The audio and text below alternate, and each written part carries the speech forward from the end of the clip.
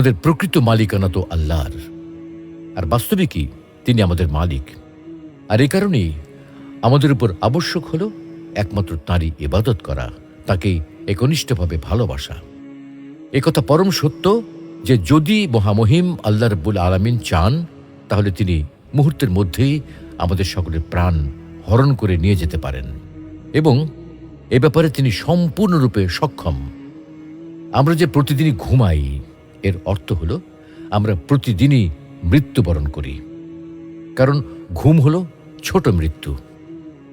এজন্যই তো সকালে ঘুম থেকে জাগ্রত হয়ে আল্লাহ তাআলার কৃতজ্ঞতা আদায় করে বলি, সমস্ত প্রশংসা সেই মহান আল্লাহ তাআলার, যিনি আমাদের প্রাণ ফিরিয়ে দিয়েছেন।